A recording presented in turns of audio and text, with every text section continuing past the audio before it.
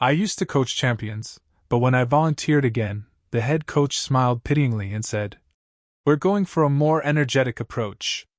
A month later, the team hadn't won a single game. Desperate, they asked me to watch practice. I walked onto the field, blew my old whistle, and the crowd stopped when they saw. For most of my life, the Jackson High Bulldogs were my family. That field, that stadium, those kids, I gave them everything. I was the coach who never left the sidelines. 15 seasons. 3 district titles.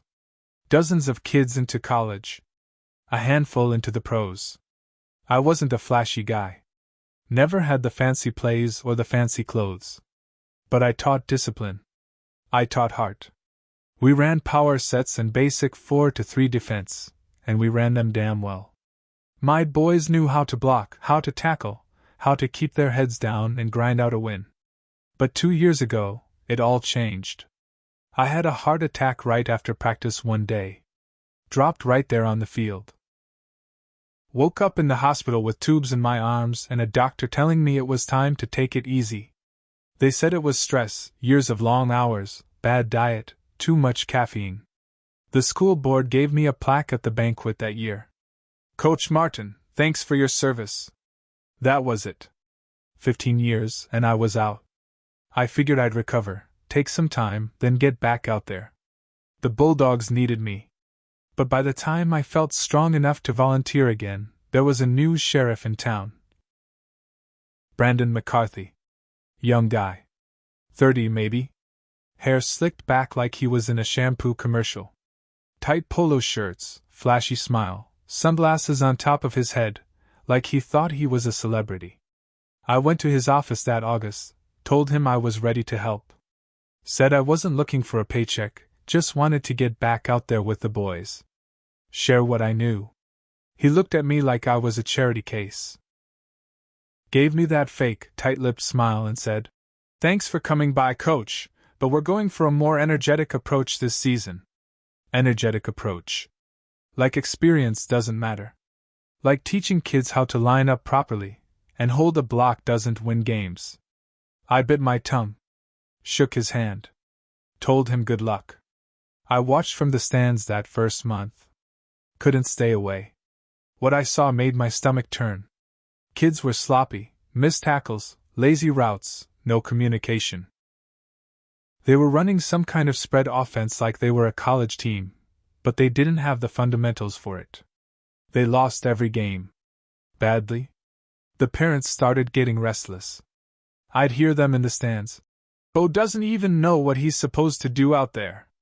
CJ's limping again, he shouldn't be playing both ways. Marcus hasn't caught a pass all season." But nobody wanted to say it out loud. Not yet. Then I got the call. It was a Thursday night. I was sitting in my recliner, watching an old game on ESPN Classic, when my phone rang. "Coach Martin? This is Carla D'Angelo, Bo's mom. We need your help." She sounded tired, worn down, like a woman who'd been fighting battles nobody could see. "They're not learning anything out there. Brandon doesn't listen to the kids. They're getting hurt. Can you come to practice? Just watch. See for yourself." I thought about it for a second. Thought about how Brandon looked at me, like I was some washed-up has-been. But then I thought about the boys. I told her I'd be there. That Saturday, I showed up to practice. Stood by the fence at first, arms crossed, just watching. Brandon was in the middle of the field, barking at the kids. His voice cracked like a teenager's. He kept waving his clipboard around like it was a magic wand. The boys looked dead. No energy, no fire. Some of them had their hands on their knees, sucking wind. Others just stood there, not even paying attention. Brandon yelled something about tempo and aggressiveness, but it didn't matter. They were done. I stepped onto the field. Brandon saw me but didn't say a word. I could feel his eyes on me, but I didn't care. I walked right up to the 50-yard line, pulled my old whistle from my jacket, and blew it. That sound cut through the field like a bullet. Head snapped. The boys stopped moving. The parents on the sidelines all went quiet. I looked at them. "Line up!" I barked. They moved without thinking. Muscle memory kicked in. Brandon finally found his voice. "Coach Martin, this is my practice." I cut him off. "Then why does it look like a mess?" The boys looked between us, wide-eyed. Brandon's face turned red, but he didn't say a word. I didn't stop. I walked up to Bo, pointed at his stance. "Your weight's on your heels. You're gonna get pushed back every time. Fix it." I went to CJ. "Keep your eyes up. You can't tackle what you can't see." I moved down the line, correcting every kid. My voice was loud, sharp. Not mean, just real. The boys listened. They nodded. They wanted it. The parents started clapping. I heard one of them mutter. Finally. Brandon just stood there, holding his clipboard like a shield. After practice, he came over, tried to shake my hand, tried to save face in front of the parents. "I appreciate the feedback, Coach. We've got it under control, though." I leaned in, my voice low. "Son, you're in over your head. You're a guest in their lives. Act like it." I walked away. Next week, they asked me to come back. Then the week after that. Pretty soon, I was back at practice 3 days a week, no title, no paycheck. Just the old coach who knew how to win. The kids started playing better. They fought harder. They started believing. Brandon hated it. You could see it in his eyes. Every time I showed up, it chipped away at him. But he couldn't stop it. The parents started asking for me. The players listened to me. Then the school board got involved. They had a meeting, closed door, hush hush. A week later, Brandon was out. They tried to say it was a mutual decision, but we all knew. They offered me the job back. Full-time. Head coach. I told them no. I told them I wasn't there for the title. I was there for the boys. And when I walked onto that field, blew my old whistle, and watched those boys snap to attention, ready to fight, ready to earn their place, that was the best revenge I could ever ask for. But the story wasn't over yet. Not even close. Because Brandon? He didn't just disappear quietly. He tried to ruin me. And that's when the real fight started. Brandon didn't leave quietly. I should have known a guy like him wouldn't go down without making a mess. About a week after the school board made their decision, I started getting strange calls. Hang-ups. A car I didn't recognize parked across the street from my house at night. At first, I brushed it off. Small town, rumors fly. People talk. Then, at practice, one of the boys, Marcus, came up to me, looking worried. "Coach, is it true you got fired for hitting a kid?" I stopped dead in my tracks. "What did you just say?" Marcus looked down at his shoes, kicked the dirt. "Brandon told some of us. You got let go for, like losing your temper. That you hit a player once." My stomach turned. I felt the blood rush to my ears. I never laid a hand on a kid in my life. Ever. It wasn't just Marcus. A few parents started looking at me funny at practice. Cold shoulders, awkward silences.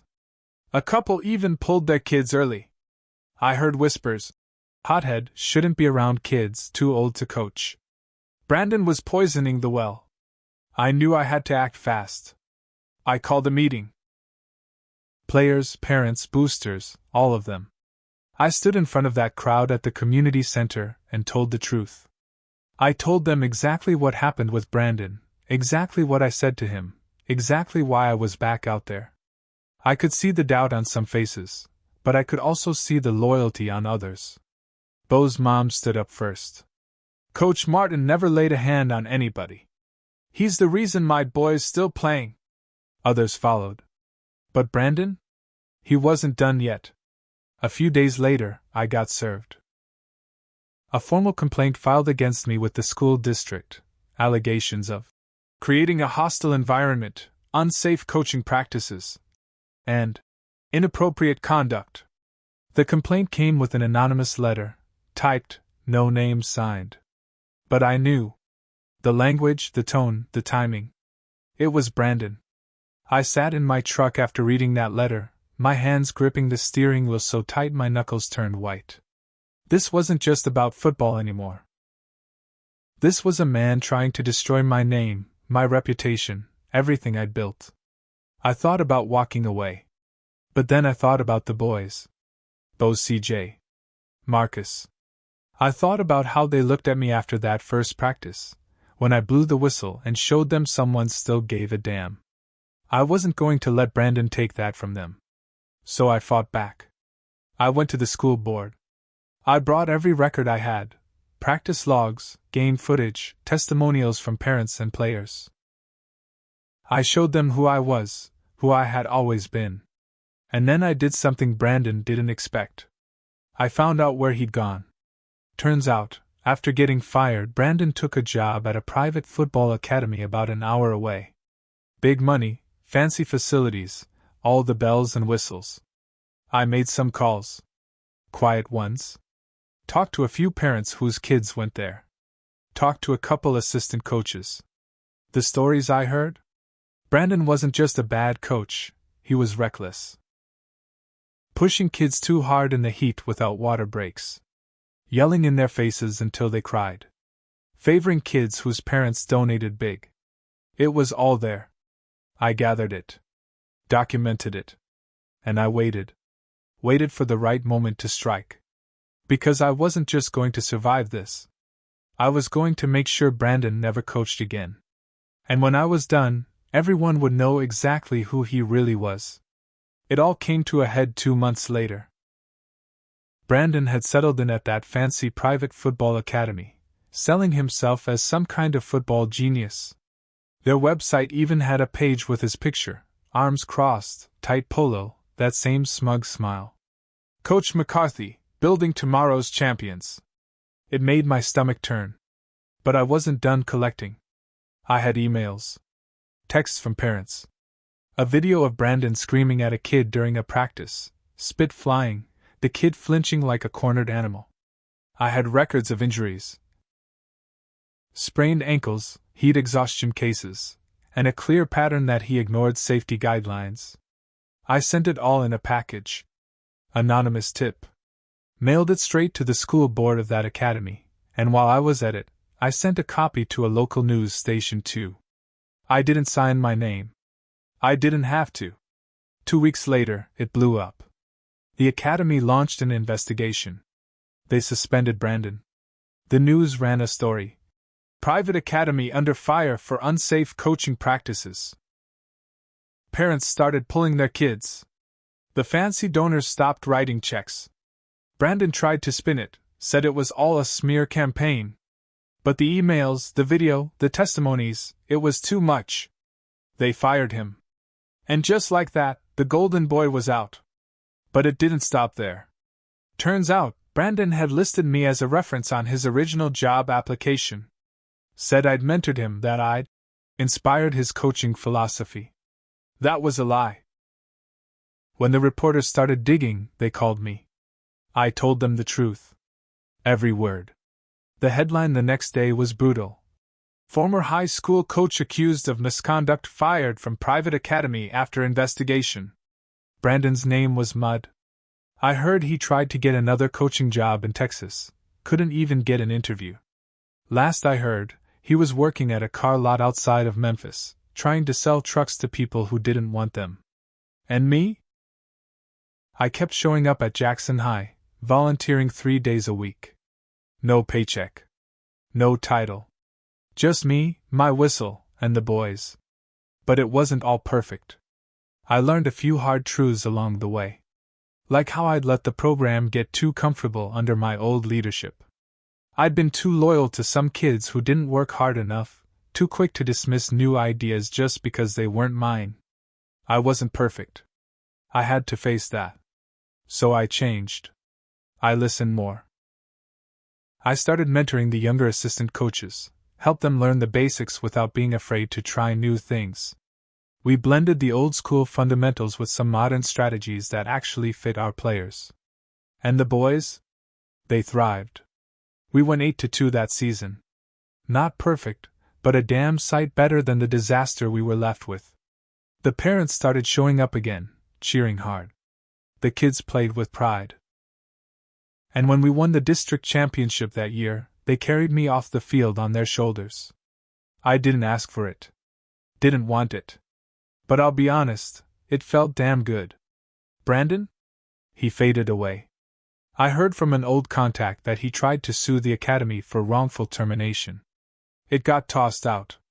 The guy who thought he could cut corners, bully kids, and talk down to the people who built the program, he ended up selling used cars in the heat, begging for commissions. And me? I kept showing up. Not because I wanted revenge anymore, though I'd be lying if I said it didn't feel good, but because I realized the kids needed someone who cared. And when I blew that old whistle, and the boys lined up with their eyes bright, ready to fight for every inch on that field, that was the real win. That was the revenge. And I wouldn't trade it for anything.